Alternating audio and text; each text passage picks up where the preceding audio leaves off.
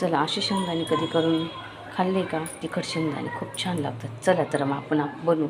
मी घेतले 1 वाटी शेंगदाणे, गॅसवर कढाई ठेवली. आता ते कढाईत टाकू आणि मस्त तळून घेऊ. असे मस्त फ्राय करून घ्यायचे.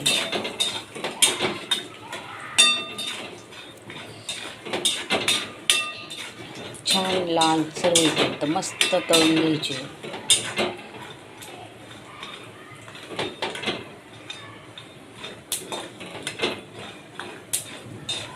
बघा किती छान फ्राय झाले. आता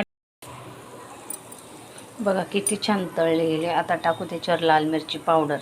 जर उपासाला लागत असली ना, नुसती मिरची दळून मग टाकायची उपासासाठी. हा मी रेडीमेड लाल मसाला टाकला, तो पण घरातला. तो टाकायचा, मस्त मिक्स करायचा. नंतर मीठ टाकायचं. मीठ टाकल्यानंतर मस्त मिक्स करायचं. थोडं मीठ कमी वाटलं परत वरून आपण मीठ टाकू.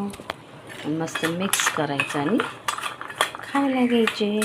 खूप छान लागतात. तुम्ही पण असे तिखट शेंगदाणे करून बघा. पण उपवासाला जर लागत असले तेव्हा मिरची घरात दळून टाकायची, म्हणजे ती उपवासाला चालेल. चला तर मग तुम्ही पण असे शेंगदाणे करून बघा तिखट, आणि मला सांगा कसे झाले ते. आणि माझ्या रेसिपी बघितल्या, माझ्या रेसिपीला पाहिल्यानंतर तुम्हाला तर नक्कीच जमेल. माझा व्हिडिओ आवडल्यास लाईक आणि शेअर करायला, सबस्क्राईब करायला विसरू नका.